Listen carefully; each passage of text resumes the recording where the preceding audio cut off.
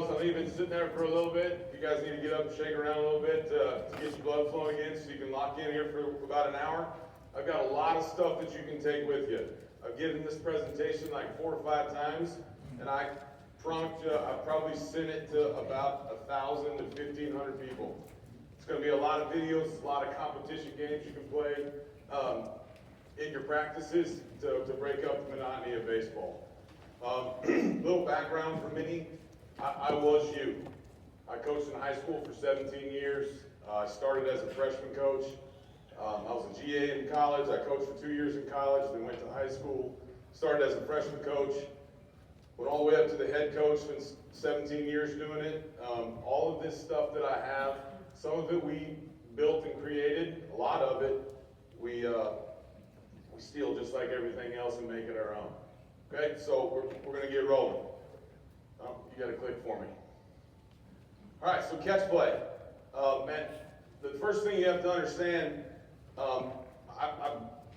if you cannot play catch, you can't play baseball. I don't care how good your offense is.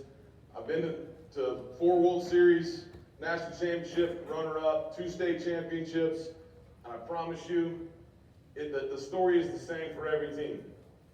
You play catch, you play defense, you win. Okay, so everything that we do is built off catch play. This is done every day. It's a non-negotiable. The stuff you heard this morning from the pitching guy from Oklahoma State is exactly what we do as well. So go ahead and click to the next slide. So we're doing we'll do one-legged throws. There's no strides, and then one-legged throws. Is that me buzzing? Like I'm buzzing. All right, so there's one-leggeds. We do rollouts to the glove side. We do rollouts to the arm side. Pitchers do this. Catchers do this. Everybody does this. It's good for your pitchers to have athletic throws, even if they're POs. At one point, they were a position player, and they're just like Coach said this morning. They are better off for being able to change their arm angle and organize their body to be able to get their hand out front to play catch. Next slide. Okay, quick hands.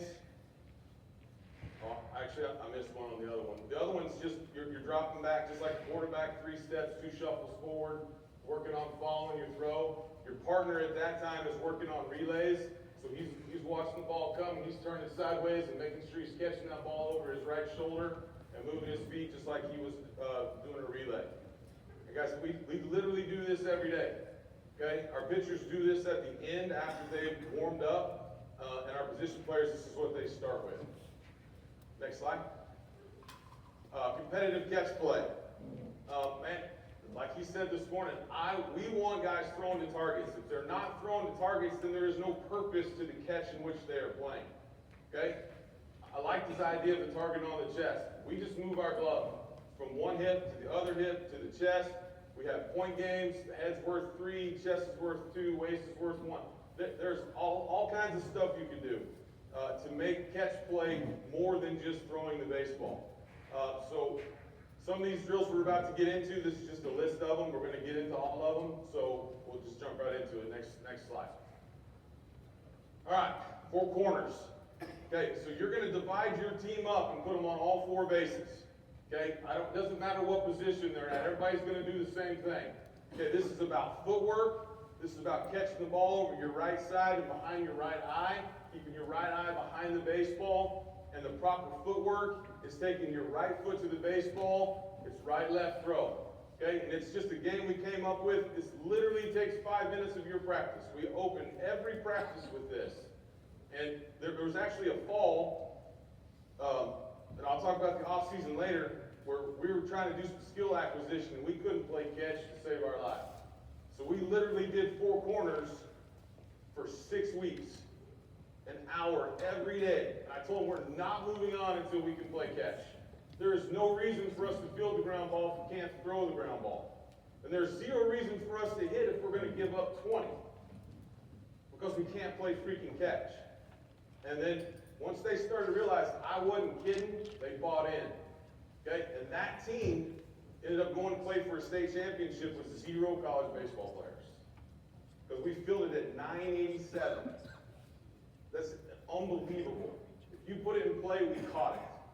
But it took 6 weeks of doing the same drill for them to realize defense is important and there is no sacrifice for it. So these are all the rules for the four corners. I'll kind of get into it when you see the video. It's a lot easier. And guys, by the way, I will send you this whole PowerPoint. You'll get my email at the end, so you don't have to take notes and all that stuff. Next slide. All right, so here's the footwork. Well, that's just a bad throw. Here's the footwork. Guys, this is from like 2008, this old video. So you can see his feet. It's right, left, throw. Got their hands out in front. They're working on exchanging the ball in front. And it's all about moving to the baseball. So if the ball's to my right, I got to take my right eye, my right foot to the baseball.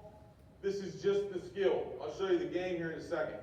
Okay, so the ultimate goal of the game is to get 10 bags in 10 minutes. Okay, all the way around is 1. All right, each bag is like 0.1. All right, so if you only go around 5 times, you throw the ball to third and second, that's 5.2. Does that make sense? So the next video, it'll make a little more sense when you see the next video. All right, so we throw the ball home. It's going around. You can see everybody's doing their right, left throw. All we're doing is just playing catch. We're playing catch on the clock. Okay, we've got targets. We're moving our feet. I believe this was absolutely the backbone of us being able to play catch and play defense. Because if you can't throw it, it doesn't matter. So you can see the ball's going all the way around. And every time it touched home plate, everybody on the field yelled 1. Okay? And then I'm on stopwatch. And at 1 minute, I say stop. And wherever that ball is where we finish. So if we went 8 and 2 bags, the ball ended up at second. The next day of practice, the goal was 8 and 3 bags. So every day it gave us something to try and accomplish. The most we've ever gotten was 11 and 1 in 1 minute. And it was electric. Ball was flying, gloves were popping, dudes are hooting and hollering. It's a competition every day. Okay, and we're competing against the clock every day. We do this way twice. Next video is the opposite direction. So this is going to be the glove side spins. This one's a lot harder. We only got to 10 bags once on this one. Most times you're going to get somewhere between 8 and 9 is going to be a really good day. Any questions on the footwork or what we're doing here? No? Everybody make sense? Okay. Next slide. Chaos. Very similar to some of the stuff he was talking about earlier. When you only have 3 coaches just like you guys do, so like the D1s have managers and GAs, and we have 3 coaches just like you. So we got 3 coaches to run a practice. You got to get creative on how you're going to get the most in the time that you're allowed. So chaos is an all-encompassing PFP double play drill. You need 2 fungos. You can use machines if you want. You need 2 fungos and 2 empty buckets. One bucket's going to go to first base and one bucket's going to go to third base. That's the progression of what you're going to see. Go ahead and play the video. So you got roll ground ball to first, roll ground ball to third. I apologize for the effort. We just ran these dudes out one day and was like, I need chaos on video. So if it was in practice, it would look a little tighter. They do a decent job with it. That was the comebacker, 1-6-3. There's a 4-6-3. And these are all, and it's a little slower than we normally do it. It's usually rapid fire. There's lots of opportunity for extra ground balls, but I'm not doing this. Our head guy's doing it, and he's just really standing and watching because he's never a part of it. So there are opportunities to hit extra ground balls, backhands to this third base or to second base. It's a really good drill, man. Our guys get excited about this when they know it's chaos day because there's a whole line of pitchers. There's a whole lot going on. I was a little slow for the video, so it was easier for you to understand.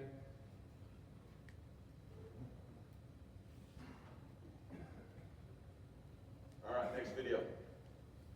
Okay, this is probably the thing that people want the most whenever I give the presentation. It's called Good Guys versus Bad Guys.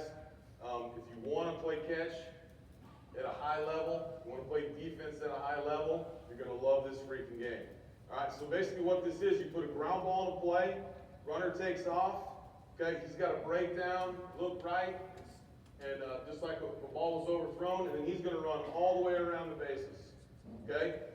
Every ground ball the ground ball that's put in play is always a double play, all right? And with your freshmen, sometimes you just have to make it a single until they get used to the speed of it. But that guy's going to turn a double play wherever the ball goes. So if the ball goes to first, you're going to throw the ball back to the catcher, and it's going to run like a cover play. He's going to squat and receive, jump up, throw the ball wherever the fungo is hit. Okay?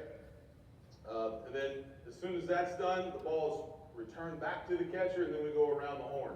And the whole time the runner's running around, and it's pretty bang bang all the time. No matter how good or bad your runners are, your catch play will improve because of this game. So go ahead and play it. All right, so this is a ground ball at third base. That's your double play. It's a hell of a play by the second baseman. Ball's coming home, cover. Should be a catch, tag, glove side spin, then right back to him when we go around the horn. And he's out. So, I talked to Gelner about it. He tried this drill, and you will get really frustrated at first because your guys are going to absolutely suck at playing catch under pressure. Okay? My whole goal as a coach, if I'm playing you, I want to put your players in a situation where they panic, freak out, and can't play at the speed in which I want to play. Okay? So we created this to be better against ourselves. Because we're trying to bunt and run and create as much chaos and havoc as possible. And we sucked at defending ourselves, so we started coming up with things on how to be better at defending ourselves. So instead of having a stopwatch, I just got runners. And basically on the practice plan, what it would say is we're going to do 7 good versus bad, 5, and like it'll tear down because you got to keep switching, right? So I've got a group of runners and a group on defense. Sometimes it was the varsity versus the JV. Sometimes it was JV versus freshman. Okay, I even let the pitchers do this stuff. Like, it's fun. It's exciting. It is a way to get competitive ground balls and catch play and break up the monotony of the baseball practice. So next slide. So this one should be up the middle. We're going to turn 2. And when you first start this, you're going to have to be calling it out. And so he cuts down the distance like a first and third, returns it back, and then we go around the horn. That guy that's running right there is a 6'3" runner. And if they don't play perfect catch, he'll be safe every time. So the good guys are the defense, the bad guys the offense. So as the fungo hitter, when we first start doing this, I'm going to put it in play. I'm going to yell 6-4-3. And then as soon as the first baseman receives it, I'm going to yell 4-4-4. As soon as the catcher receives it, I'm going to yell 2. And then I'm going to yell 4. And just so they start getting the hang of how this thing flows. He wasn't really supposed to do a push-up. He just fell because he tripped.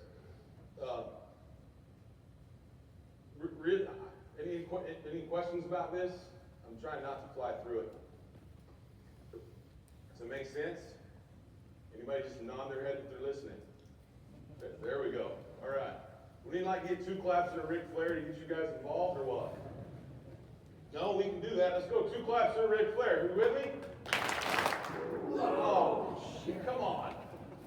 You guys need some freaking beer or what? If you had some beer in you, you'd be Ric Flairing the shit out of it, wouldn't you? Yeah. Let's try that again. 2 claps and a Ric Flair. Woo! There we go. All right. Next slide. I'm going to get you guys going. Okay, so the next 2 slides I did not do the videos because Clay Cox came to one of my practices one day, and I was doing my drill series and my fungo series, and he's like, that's freaking awesome, I want that. So I gave it to him. He ended up doing the videos and presenting them at ABCA in like 2019. So the videos of this stuff is on the ABCA archives in 2019. So basically what I came up with, all those glove flips and stuff that Coach was talking about earlier, I put those into a ground ball rolled series. And that's what this is. Ben, I just kind of sometimes I just got bored at practice. I'm like, this sucks. I'm okay with taking 1,000 ground balls. I am that guy. I will go field 1,000 ground balls. But after that 1,000 ground balls, I want to do something fun. So I started coming up with stuff to get them re-engaged after something that was monotonous in practice. And doing drill series, man, my guys begged for this, but we only did it once a week, and it was kind of a reward. So like doing glove flips, doing all the highlight plays you see on ESPN, I put those into drill series. Being able to do a jeter play at shortstop. Like if you've never practiced that and you're not that athletic, you're never going to accomplish that play. So I wanted to take an average to below average shortstop, and I wanted him to be Derek Jeter. What did that do for that kid? Made him think he could be Derek Jeter. And eventually, by the time that guy's a senior, he is making that play routine because he's been doing it for 4 years. Okay, if you think about there's 18 to 19 weeks in a spring season, and you guys get to do it in the fall too, which is freaking awesome. Texas ain't smart enough to do that. I wish they would. But if you had, let's just say you had 36 weeks out of the year, that's more than half the year. If you did this once a week, and that guy did Jeter plays once a week, 36 times a year, by the time he is a senior, I ain't gonna do the math real quick because I'll sound stupid, but that's a lot of opportunities. But he's gonna get those in games, he's gonna get them in scrimmages, he's gonna get those opportunities more and more and more, and his range is gonna increase, his confidence is gonna increase, and he's gonna have fun. Okay, so on the double play stuff, man, it's all about glove flips. Let him have fun with it. And I liked his progression because we didn't actually work on the glove flips before this. I just kind of threw them out there and was like, you guys figure out how to glove flip. So his progression would be really good before doing this because like the behind the back flip, the first time they do it, they're going to go just like this. The ball is going to sail to the mound. And you got to get them to flip next to their butt cheek to figure out how to flip that ball. All right, I'm starting to get off tangent. Here we go. Next slide. So fungo series, and the other thing about drill series is you got to have 3 first basemen or 3 bags to throw to. It's a little difficult to set up. Again, if you don't have access to the ABCA videos, send me an email or something, and I'll tell you how to set that thing up. It's a lot of fun. So fungo series, and guys, I did this with every infielder in our program every single day. We did drill series or fungo series. Okay, I wanted my seniors to be an extension of me, and I wanted my freshmen to see how fast he moves because that's where he's got to get to. And I need my senior shortstop to teach my freshman shortstop how to do things because I'm one, and there are 5 positions that I have to work at the same time. So investing, these are great opportunities to invest in your younger guys, and just make sure that your seniors are an extension of you and what you want done. The first round, again, I'm not going to go through all these. I'll be up here for an hour. Just need to get on the video. Clay, you can email Clay too. Every time I speak, he's like, dude, did you speak again? Because people are flooding his inbox if they want the videos of these 2 drills. So go ahead and go to the next one. All right, rundowns. If you're starting to get an idea or a theme of, I started creating things that were getting me beat.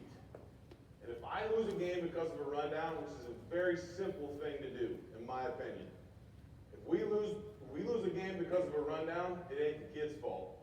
It's my fault. We didn't work on it enough. It is too simple for us to screw up if we do it right. So I came up with a very simple skill, very simple words, and then a very simple game that is very conditioned. It's good conditioning, and it takes care of the rundown for you, and it just becomes clockwork when they do it. We did split up into 2 groups to make this a competition. These are my rules for rundowns. When you receive the ball, you get the ball out of your hand, you get the ball up, and you take off on a dead sprint. It is not a jog. It's not 75%. I want you to push that guy back to the next bag. Okay? And the guy that's receiving on the other end has got to get in the same lane of where the ball is. Okay? And I always want the ball on arm side. It's just easier for me to understand everyone's going to arm side. Now you freaking wrong-handed, left-handed dudes make things complicated because it's not the same side, it's the left side, not the right side. It makes it a little more difficult, but if you know, as soon as that rundown's starting to happen, and I know my first baseman's left-handed, I know which side to go to. And my lane is established, okay? It's a full sprint. We're going to throw the ball like a dart. We're not lining up. We practice this all the time. It's not that hard. I'm running. If I'm going full speed, I have momentum. I don't have to throw it hard. Okay? You're in the lane established by the ball. You're going to close the distance and then the ball call. This is a big part of what I had to teach them a lot. So if I'm standing on the bag and he's sprinting at me, I don't want to go ball and then close the distance. I want to start closing the distance as he's coming to me. If this is the runner right here and this is my lane, I'm going to close the distance, ball, tag. I want it that quick. But if I don't close the distance, now he's closing the distance and my timing is much more difficult. Okay, because I'm standing still and he's moving. I don't know how fast he's moving. Once I start moving, my brain starts to figure out how fast we're moving together. Go ahead and go to the skill, next slide. So you put all your guys in 4 bags. You throw a hat down at 50 feet. They're going to catch the ball. They're going to get the ball up. They're going to sprint. Close the distance. Call for the ball. Get to arm side. And man, we do this for like a minute, maybe.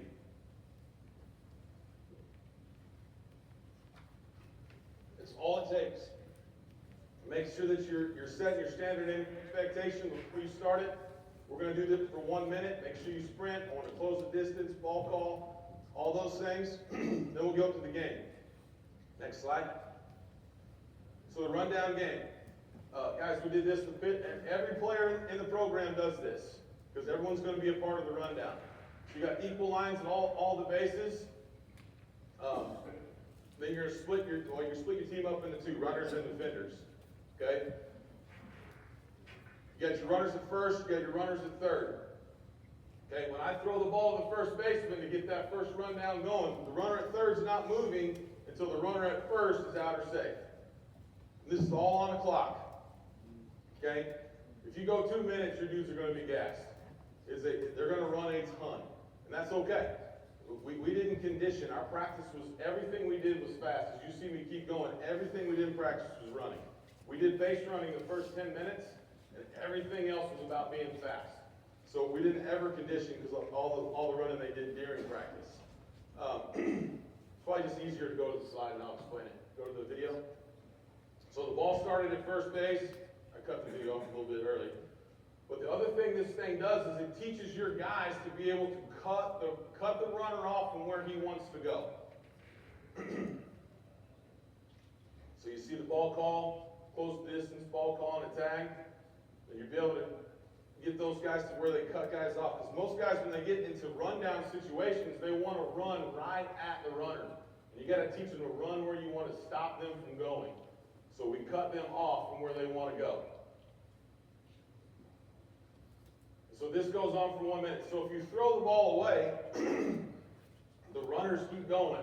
And they're collecting points every time they touch a bag until that ball comes back or time runs out. And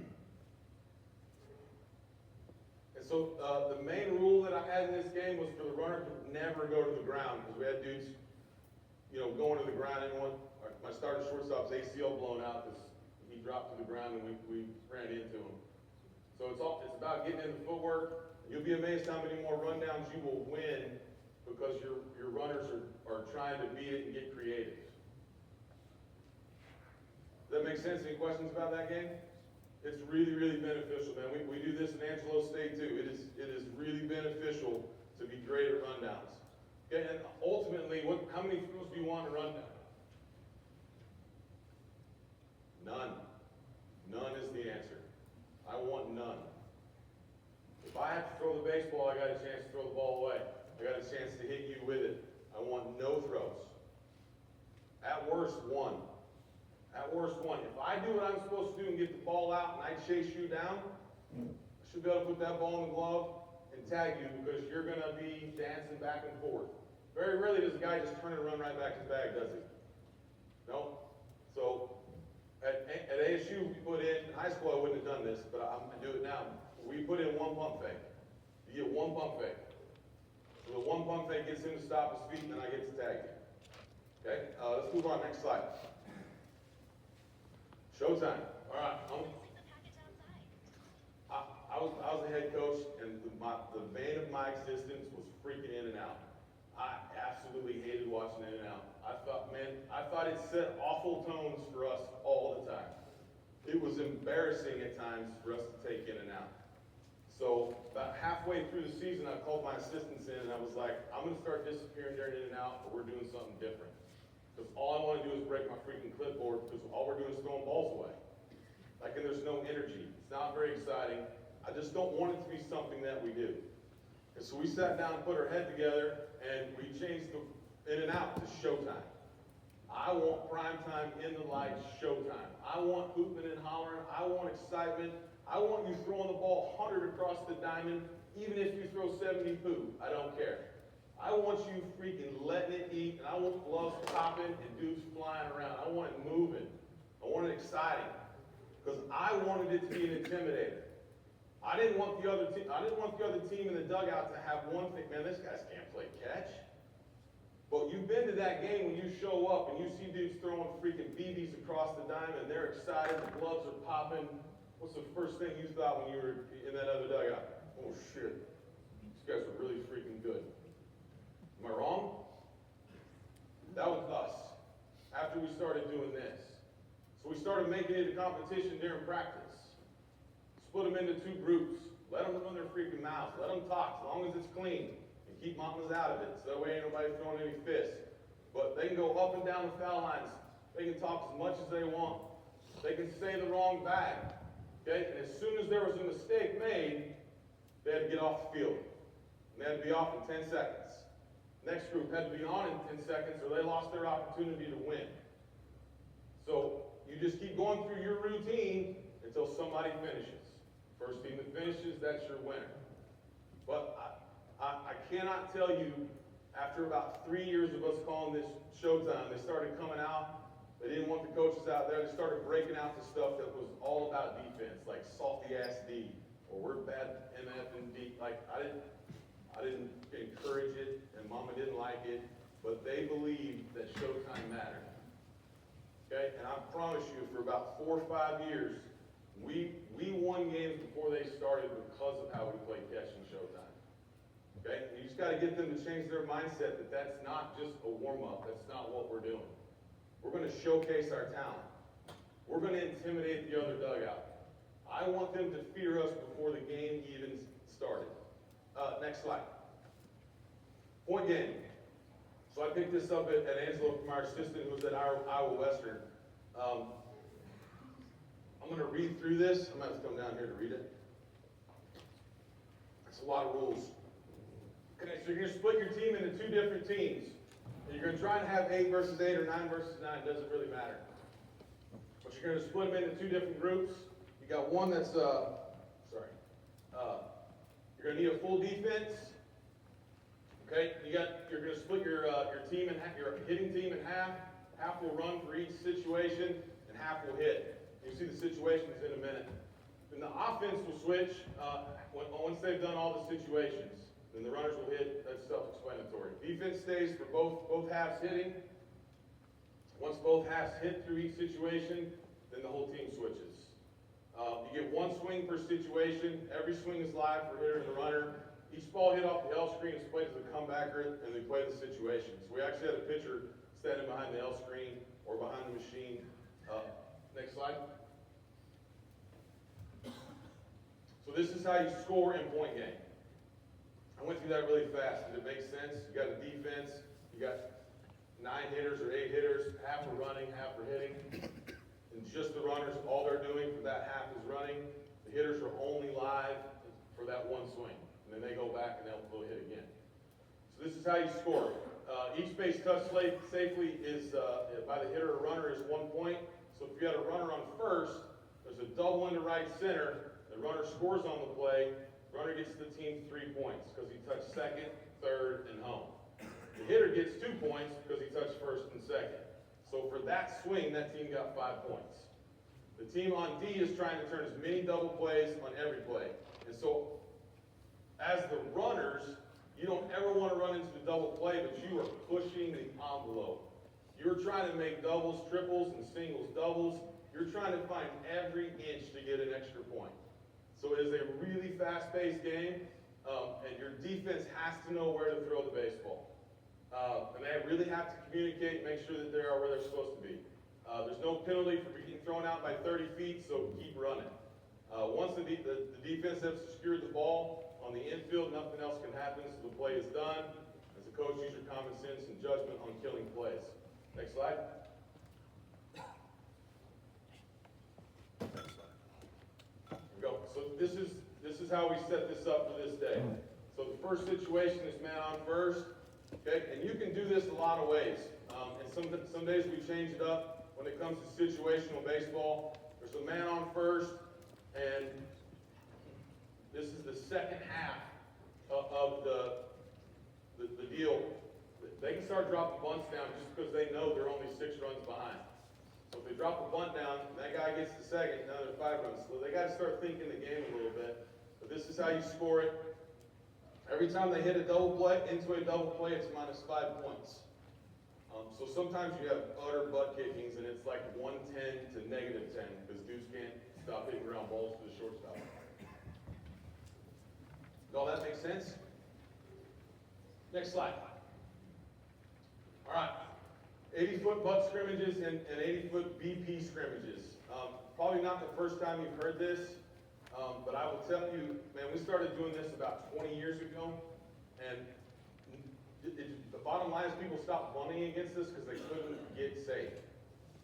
And when you play a bunt scrimmage at 80 feet, you drastically increase.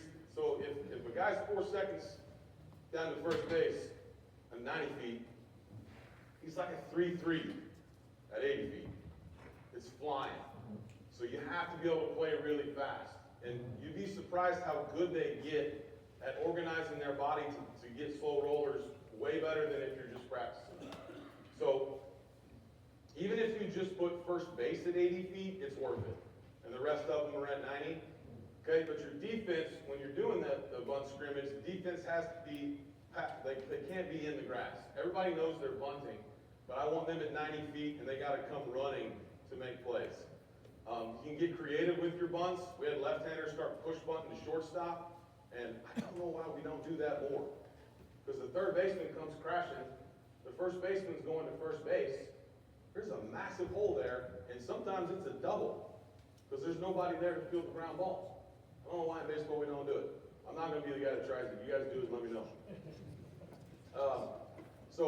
Every time we do this, all batters start with a 2-1 count.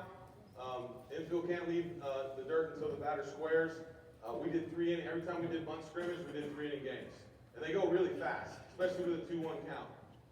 Some days we did it with pitchers, some days we did it with coaches, some days we did it with machine. Now with the pitchers, like in the hitters, if you threw 3 balls, you had to go touch the foul pole and come back.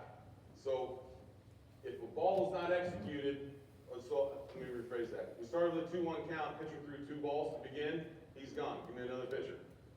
Just because all they're doing is lobbing it right down the middle. I don't need you to try and get them out. I need them to put the ball in play. And I wanted them to fill their positions, so that's why they're up there. The BP scrimmage.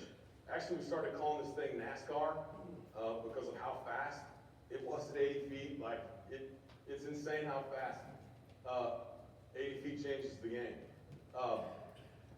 So the whole point of this was every time there was a ball, my outfield when I was in high school, it was so frustrating because every high school outfielder wants to do what? Throw the guy out at third base, right? And what happens every time? The runner goes from first to second. And now I got second and third, and your little pea shooter didn't freaking do anything except get us in more trouble. Okay, so the reason why I did this is I wanted our outfielders to start making better decisions of where to throw the baseball. And really what it boils down to about 90% of the time, throw the ball to second base.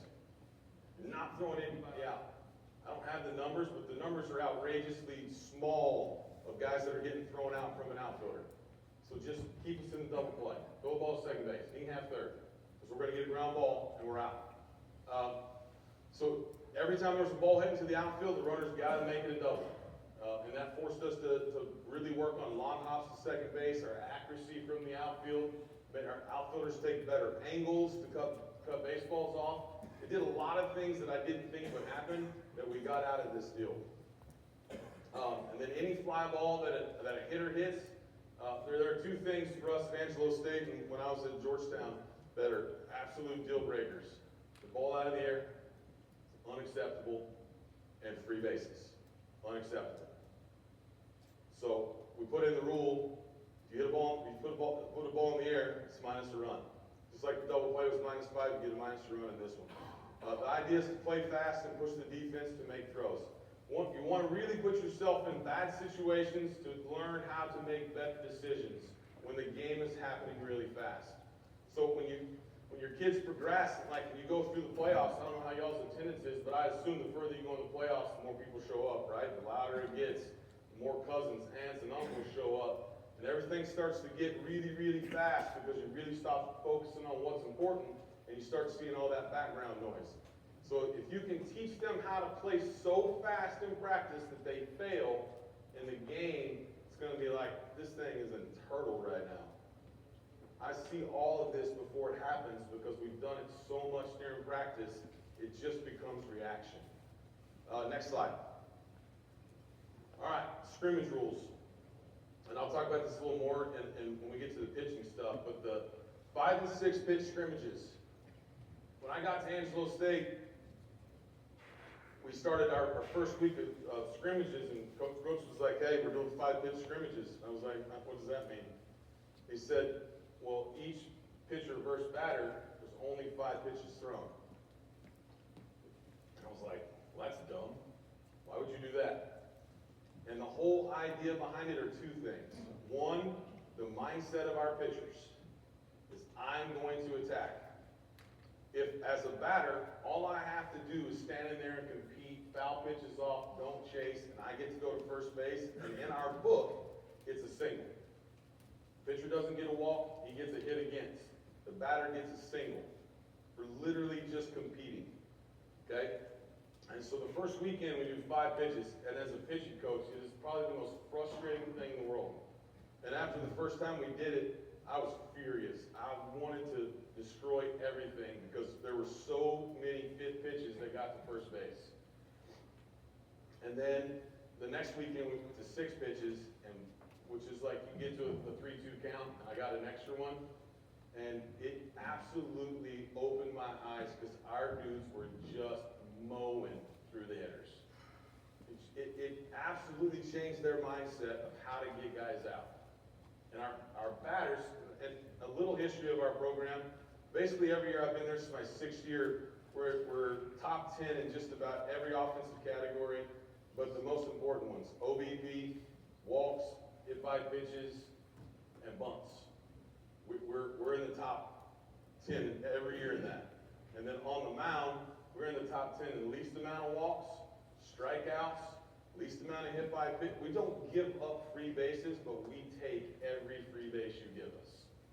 Okay, everything we've done is designed off of that. Okay, so more through our scrimmage rules. The 5 and 6 pitch deal is only for the first 2 or 3 scrimmages, and then we go to real baseball because we have to go to play. The 3 pitch, we steal about 175 bags a year. That's kind of the low end for us. The year we won the national championship, we were like somewhere around 220, 240. Base running is a huge part of the game. If you're watching TV, the MLB, it's starting to come back, but there for about a decade, it was all about, hitting bombs and hitting doubles. The thing I can tell you after 25 years of doing this, speed never slumps. It never slumps. Never goes away. In 2015, when I was the head coach at the high school, man, I don't even want to give you the number because you won't believe me. We were averaging 11 stolen bases a game in 5A baseball in Texas, in the Austin and Houston area. I had no college baseball players on that team, but we did all the little things of baseball, and we kicked your ass because you couldn't. Okay? If you're not teaching your dudes, like Coach Holliday said this morning about bunting, it's the same thing for base running. If you're not arming your dudes with every freaking tool to put in their toolbox, you're doing it wrong. Okay? And it only takes 10 minutes a day to teach that stuff. You do it 10 minutes a day, every day, 5 days a week for freaking 18 weeks. By the end of it, they should have it, be really good at it. So you have 3 pitches to steal. If you don't, we just call you out and you're off the bag. You get 1 free steal per time you're on base. Okay, so if I hit a single and I go to first base, I've got 3 pitches to go. If I get thrown out, I just go back to first base. Really simple. Okay, why we did that was to free up any fear or anxiety of being out. There is no fear. There is no anxiety. We don't flinch. We just go back to first base and we do it again. And we talk about why did you get thrown out? Why was that a bad situation? The worst thing you can do as a coach, and I promise you because I did it, so I'm guilty, is to say, hey, man, we're going to start running bases, and then as soon as you start teaching it, and you're getting to your first scrimmage or your game, and he's still second base and gets thrown out, and you throw an absolute shit fit, and are cussing him up and down, that was so stupid, why would you do that? Guess what you just did? Made sure he ain't ever going again. Absolutely just made sure everyone else on the team ain't going to steal freely because you just chewed their butt and made them feel this big. I promise you I'm guilty of it. I had to fix it. Instead of, I had to learn how to coach it. So I started coaching it better because I communicated better why that was bad. And by the time I left, and even at Angelo State now, there is no steal sign. There's 0 steal signs. And we're stealing over 200 bags a year because it's ingrained in our culture now. It's what we do. And I got guys teaching other guys, and the other guys teaching other guys. And I go to ABCA, and I go listen to the guy talk about vault leads. Well, I'm not a vault lead teacher, but I'm going to bring back the vault lead, and I'm going to teach it to my guys so they can put that in their toolbox because somebody may need it. I never thought I would let a guy lead off of first base by about 2 feet and start walking towards second and steal. My fat guys, that's how they steal second. The dudes that can't run, that's how they steal second. Because nobody thinks they're going to go. Just let them walk off and keep walking. And you'll steal second base. It's amazing. Nobody pays attention to them. Anyway, we'll get to base running again later. I'm sorry, I got off the tangent again. Drag bunts. Bunts are a huge part of our offense. It's just like speed. Okay, just like Coach Holliday said this morning, if you're not arming your dudes with all the tools, they're never going to make it. Okay, and this is a lost art. Bunting has absolutely been gone in our game for way too long. And it needs to come back, and it starts with y'all. I promise.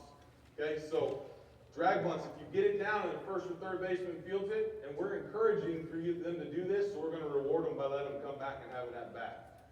Okay, and if he does that and gets it down, if you did it on the 0-0 count, he comes back with a strike. If you did it in the 2-2 count, he comes back with a 2-2 count. Really simple. Okay, but it gives them the opportunity to get that bunt down and then come back because they all want to hit. Okay, so all the rules are based off rewarding game situation, game execution with extra bases or extra runs. This makes them think the game. Something Coach Brooks taught me, which I thought was absolutely ingenious, if you're going to scrimmage, don't just go out there and scrimmage for 6 innings. Make it 2 innings and scrimmage 3 times. Okay? And I didn't really think it would matter until I saw it happen. And when you got to get the best 2 out of 3 or there's a punishment at the end, those 2 innings really freaking matter. Okay? So it was a really good idea. Reward the winners and losers by doing something extra. We call it pays to be a champion. So if we scrimmage and you lose, I'm going to be like, all right, that's 10 burpees. And all they do is go over there and do burpees and say it pays to be a champion. Because if you didn't win, you lost. We want to be champions, and it pays, so they don't have to do anything. Next slide. So I threw this in here because Gunnar asked me to throw some pitching stuff in here. I am the pitching coach at ASU. I was not a pitching coach prior to ASU. But once I became a head coach, I started studying pitching because I knew there was going to be a day where I didn't have a pitching coach and I was going to have to be that guy. So about 2008, I started soaking up as much information as I could about pitching. And it's worked out awesomely. And these are some of the things that I've come up with that are important. The first one is own your throwing program. Whether that's your program that you're giving them, their own throwing program, and I'm sure you guys face it just like we do. Every dude's got 7 freaking pitching coaches, right? And as I've explained to my guys, and I'm sure you explained to yours, you know you're paying that guy to tell you you're good. It's really all you're doing. Your once a freaking week ain't making anything any better. Now, if you were going to them every day for the amount of money that you're spending, you might actually get to accomplish something. But your once a week, once a month fix ain't doing anything.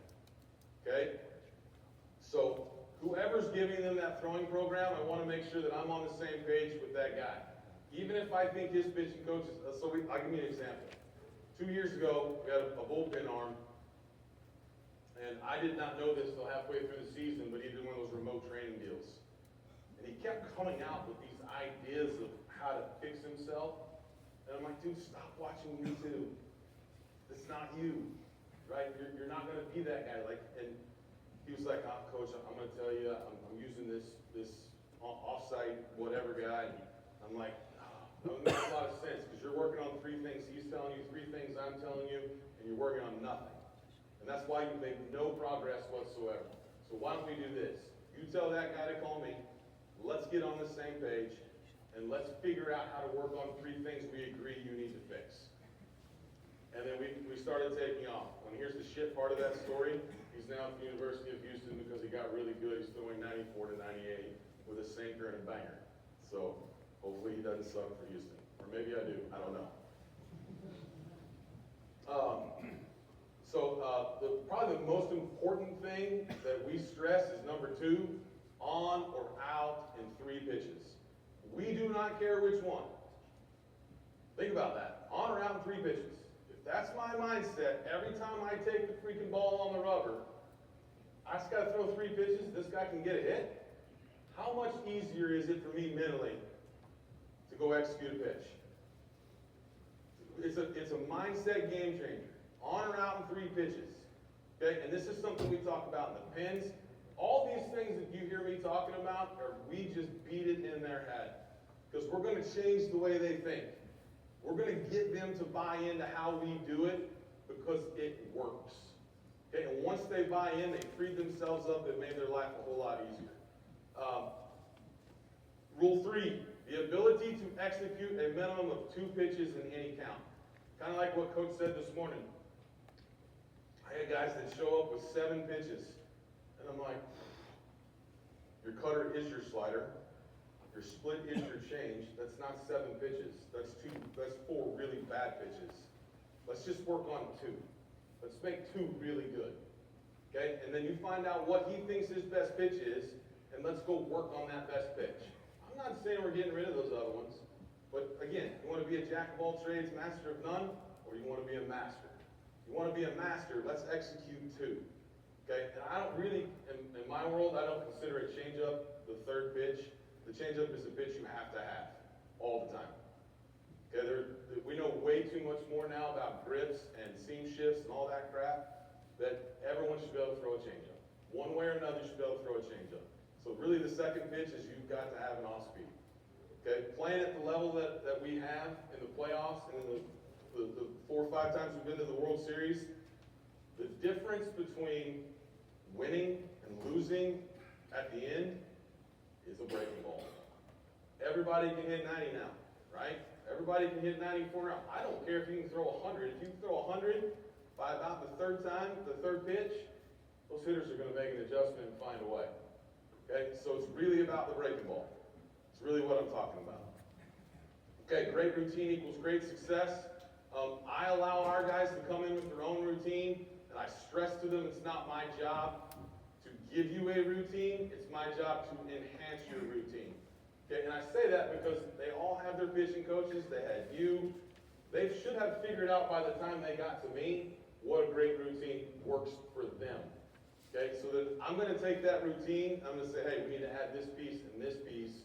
This is going to really help you. Whether that be plyo drill, throwing drill, core velocity belt, whatever it is for that guy. But your routine equals your success. Pitching with conviction. Probably should put that at the freaking top, to be honest. Okay, every time you throw a pitch, you got to grab your cojones and you got to freaking say, let's go. And it may not be the pitch you want to throw, but by the time you get that pitch, you better have convinced yourself it's the pitch you want to throw, or that pitch is getting friggin' smoked. Okay, 'cause every pitch thrown with conviction is a pitch that should never be thrown. So just like I'm sure that all of you guys call pitches, we do as well. I give our guys the ability to shake, and I keep track of it. I keep track of it when they shake. Because 9 times out of 10 when they shake, it shouldn't have been the pitch that we threw.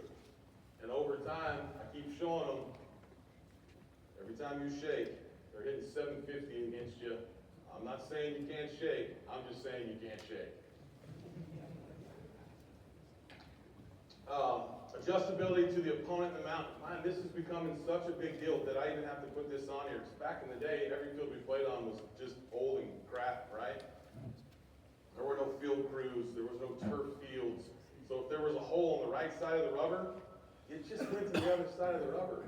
Now if you ask the kid to pitch on the other side of the rubber, you'd think you're asking them to play another game.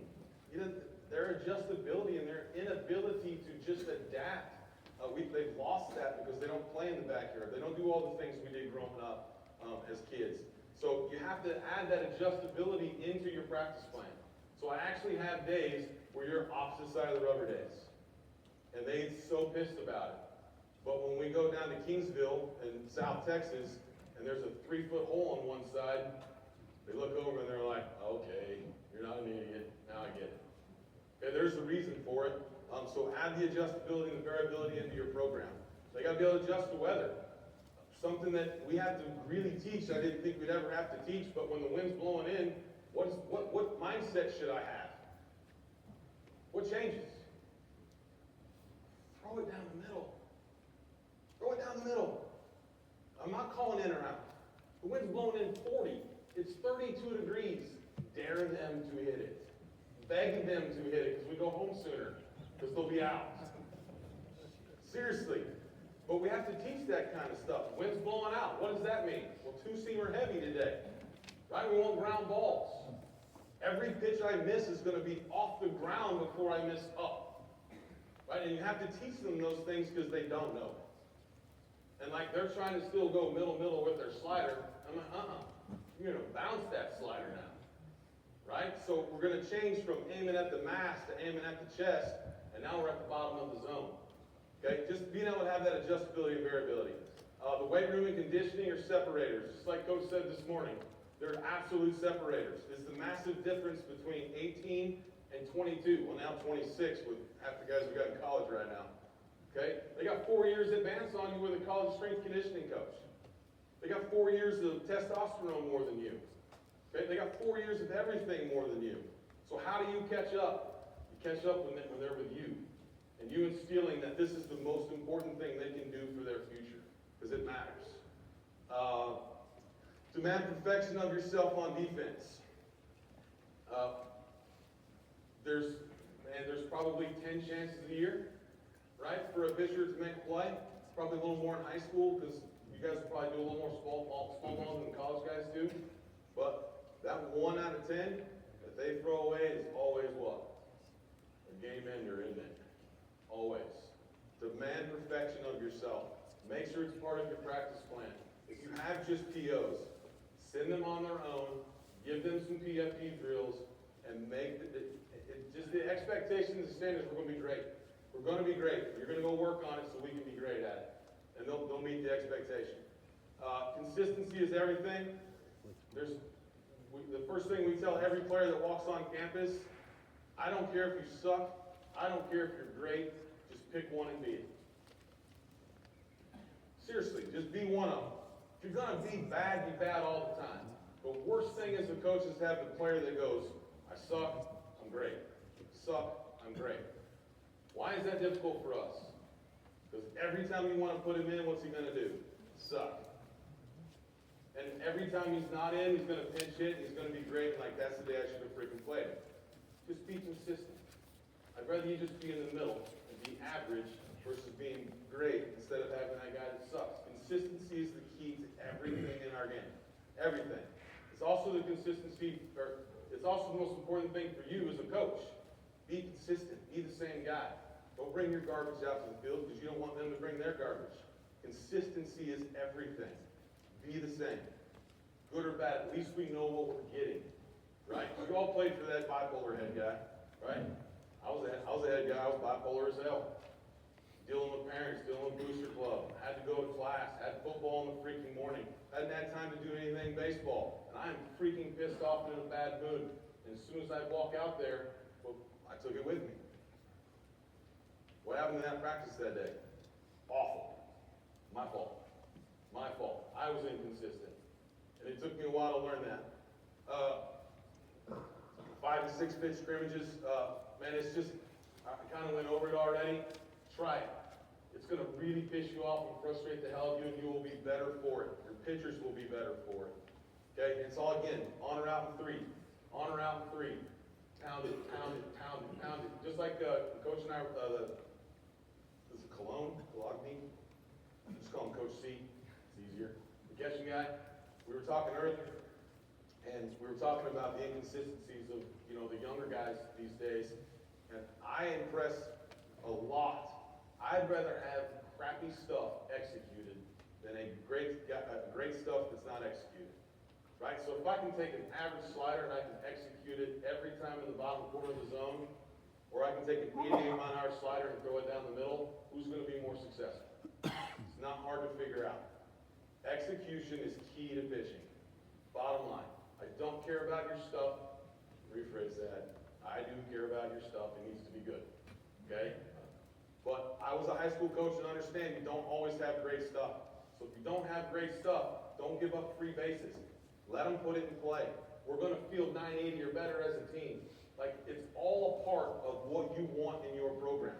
And you just kind of keep feeding those things to them, and it'll change. Next slide. All right. These are the 2 most important tools. There are 1,000 things we can do with pitchers. They've got all kinds of gimmicks, and we got Rapsodos and all the data and everything. These are the best tools that I have. And we use them every single day. And some of you guys are going to think I'm crazy. We do not throw bullpens to catchers. Catching coaches get freaking pissed. I don't need catchers. I don't want them for multiple reasons. One, what does a catcher do? Steal strikes.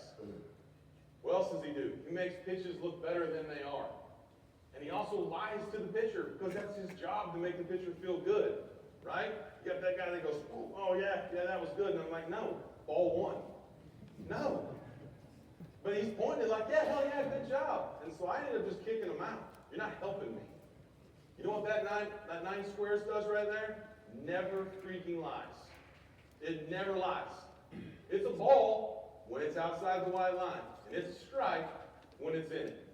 Period. So if we're going to talk about execution, or we're going to talk about on or out in 3, this thing ain't lying. And the catcher doesn't get to tell you good job every time you throw a banger slider that's a ball. Now, we still throw balls for strikes, okay? We still bounce breaking balls. That's all part of our routine. But I'm telling you right now, you want to throw more strikes? This is how you do it. This is how you do it. And you can do a lot of competitions with this. We play tic-tac-toe. Sometimes we just go glove side L, right? So you get the bottom 3 and the glove side up and down on the left side. And that's where you get to execute that day. There's a lot more to be done with this than with a catcher. Now the other side of that is people like, well, your catchers, they're not getting any work. They can go freaking catch a machine. Whatever. Just like he said, how many balls are they blocking? What do you say? 18% of the time for y'all? And less above that? Is that a game changer number? No, it's not. Okay? Well, they need to see their stuff. No, they don't. A slider is a freaking slider. Right-handed sliders going that way. Use your eyes. It's not that hard. There's a whole bunch of excuses why people want to use catchers. I get it. I was that guy. And now I'm not. You want to throw strikes? You want to give up less free bases? This is how you do it. Okay, the core velo belt. I heard several coaches this morning at OSU and both guys today talk about this move right here. What is this move called? A hinge. Teach your players how to hinge. It will change their baseball career. We average 3 to 4 miles an hour game. Now, I'm not getting 92 mile an hour guys take them to 96. I'm getting 86, 88 guys taking them to 92. But if you have that 94 mile an hour guy, I'll get him to 98. Just send him. We'll find out. There we go. I'm just making you guys, you're still with me. I'm up here freaking blowing and going. The core velo belt comes with videos. You don't have to teach anything. You don't have to know how to use it. It comes with videos. All you need is one. And a phone or an iPad. And be like, you know what? I don't think you use your lower half very well. Listen to this guy. Go do these drills. I don't know what he's talking about, but I'm going to do it with you. We're going to figure it out together. That's how I started. I didn't understand any of it. The hinge is a squat, right? Nah, it's not that simple. Right? You want to throw harder, you want this to be your engine, you better learn how to use it. Okay? And this is all feel versus real. These belts teach them how to feel and how to use their hips independent of their body. Game changers. If you follow him on Twitter, every once in a while he'll do a sale. That's when I jump in for $150 instead of the $400 what they cost. So over time I've amassed 7 of them, but I wait for that $150 sale. It's worth it, promise you. And the videos aren't extra. Next slide. I have no idea what I have left. Am I good? Am I fast? You're close to pass, Coach. Close too fast? You're being sweet. I'm fast. Okay. You're a gentle giant, aren't you? Yeah. Big bastard. All right, pitchers and catchers, runners. I'm gonna do this one and I'll be done, okay? I came up with this situation. There's a bunch of ways to do this. We used to put coaches on the mound, and no offense to you old dudes, that this is how you're gonna do that drill. It's not real. Give yourself 4 or 5 pitchers, okay? You're gonna line those guys up. You're gonna give them the timing you want them to use. So at first base, we use UCLA, okay? It's just universal, it's easy, it flows off your tongue, okay? So, first guy, I'm gonna go your C, L, double A, double C. So he's gonna come set in his head, he's going U, C, L, A, U, C. He's gonna break on C, double C, every time, okay? Sometimes I give him, nope, you're U, that's when you're breaking, U. Sometimes you're the full U, right? I want to give them timing to disrupt my runners at first base, okay? If I can get my runners to lock in on the UCLA, then every time we steal, it's a calculated risk. Okay, we have a chart in the dugout, and it says UCLA, and they just get a tally for every time they break their hands. So when I get to go to the plate, I get to first base, I know he's broke on L like 90% of the time. And I know I've got 3 pitches to go. I'm going to roll the dice on L, and I'm going to go. Right? Sometimes you get picked, it's not acceptable. It's not acceptable. Just because I broke on L doesn't mean you get to get picked. That is not what we're trying to do here. Right? You still have to teach them everything there is to know about base running. What am I looking at? Okay? Is it shoulder? Is it the heel? Is it the hips? Does he have a tell? Right? Does his elbow twitch before he does? You've got to see those things as a coach. They'll start figuring it out as a player. They'll start communicating it once you say that this is what we're bought in to do. Okay? So I give those pitchers, and we got runners at first and second. Man, I'm flying. I'm so sorry. I'm all over the place right now. I'm all jacked up on goofballs.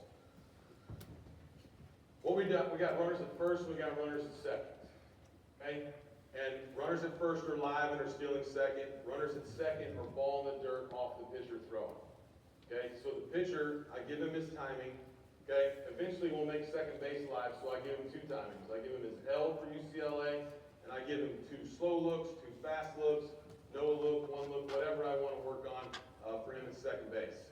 So when they go out there, each pitcher's going to throw 3 balls to home plate. One of those 3s have to be ball in the dirt. So the runners at second are shuffling off, getting their secondary, they're reading the down angle of the baseball, they're taking off. Runner at first is trying to steal second off of that guy. He's trying to get his UCLA timing. Okay? When we do we make second base live, the runner at first is the ball and dirt read. We put a big old sheet of plywood in the way so they cannot see the catcher. We force them to read the flight of the baseball. Okay? And sometimes we get thrown out because of turf and they're picking balls like crazy. That's okay. Because over the season, that's going to happen like 4 times, and I'm going to get 40 bags out of that. Okay, so teach them how to read the ball flight, don't read the catcher. So you got 3 to 4 runners lined up going at once. It's again part of the conditioning for the day. They're hard 90s.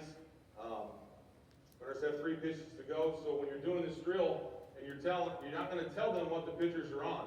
So the pitcher's going to get up there, and the first time he breaks on L, you ought to look back and be like, broke on L. Everybody should have the same timing. So on the second pitch, I may wait again, but I may break. If I feel it and I feel the timing, it'll work. I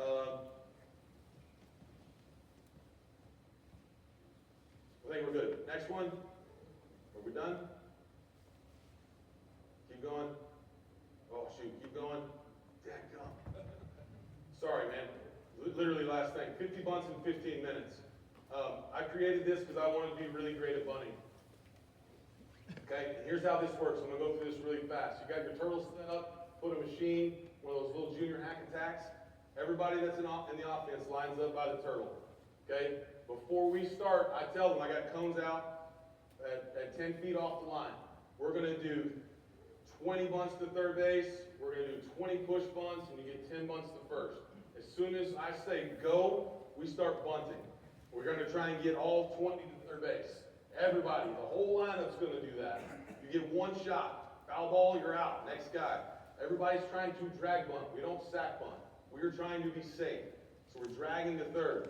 So I got to take 3 hard steps off every time.